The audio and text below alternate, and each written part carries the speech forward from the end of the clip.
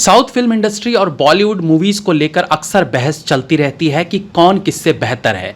हालांकि पिछले 5-10 सालों में साउथ फिल्म इंडस्ट्री ने जिस तरह की फिल्में क्रिएट की हैं, निसंदेह वो उन्हें बॉलीवुड से ऊपर ले जाती है। ऐसा भी नहीं है कि बॉलीवुड फिल्में अब अपना करिश्मा खो बैठी हैं।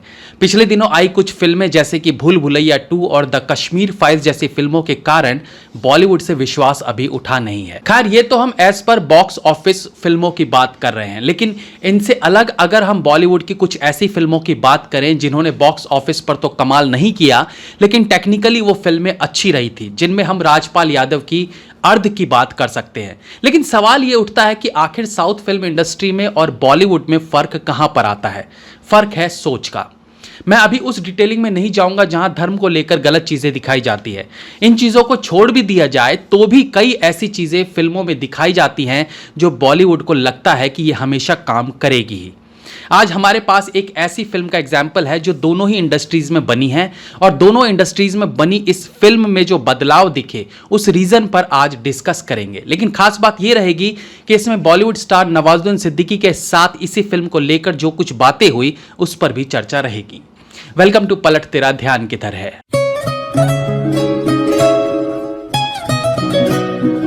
तो हम बात करने जा रहे हैं हाल ही में रिलीज हुई फिल्म फॉरेंसिक की, जिसमें विक्रांत मैसी और राधिका आप्टे ने काम किया था। ये एक साउथ की हिट फिल्म फॉरेंसिक की ही ऑफिशियल रीमेक है। फॉरेंसिक एक मर्डर मिस्ट्री फिल्म थी जिसमें लगातार छोटी बच्चियों के हो रहे कत्ल से पर्दा उठाया जाता है। 2020 में मलयालम में रिलीज हुई थी ओरिजिनल फिल्म फॉरेंसिक, जिसके लीड रोल्स में थे टोविनो थॉमस, ममता मोहनदास, साइजू कुरूप और रंजी पेनिकर।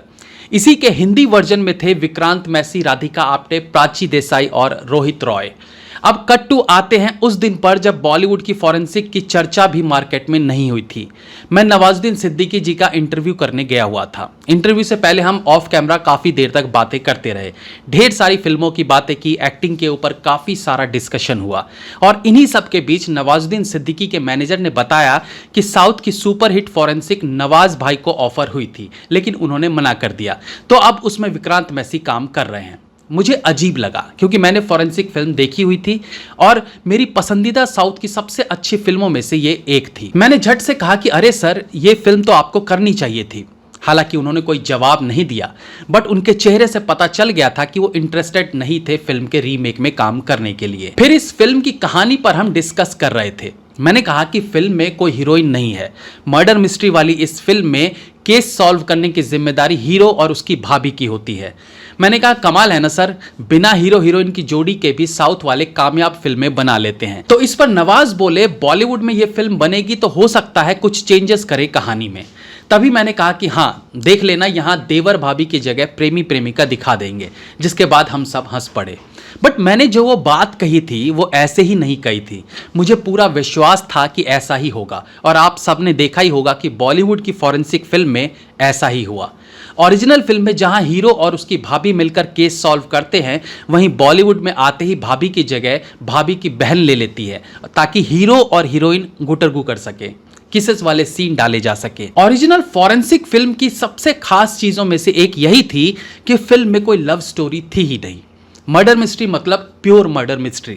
लेकिन बॉलीवुड में आने के बाद फिल्म की वो खास चीज छीन ली जाती है और रोमांस को बीच में घुसाकर थ्रिलिंग मोमेंट्स वाले सीन्स में कटौती करते हुए वहां रोमांटिक सीन्स को जगह दे दी जाती है।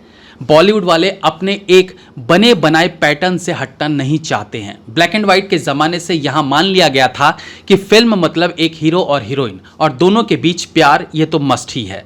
इससे अलग फिल्म बनाई ही नहीं जा सकती, जबकि साउथ फिल्म इंडस्ट्री में भी ऐसा ही रूल था, लेकिन उन्होंने इसे चेंज किया। इवन रोमांस के तरीके को भी चेंज किया। उन्होंने साबित किया कि हर बार कहानी में एक राजा और एक रानी हो ये जरूरी नहीं, कहानी किसी की भी हो सकती है। अब अगर एक मजदूर की कहानी होगी तो साउथ फिल्म इंडस्ट्री उसके संघर्षों को दिखाने में समय लेगा, लेकिन बॉलीवुड में वही फिल्म बनेगी तो उस मजदूर के साथ एक महिला मजदूर को जोड़कर एक प्रेम कहानी बना डालेंगे। ऐसा क्यों होता है? ये इसलिए होता है कि यहाँ के फिल्म मेकर्स रिस्क नहीं लेना चाहते।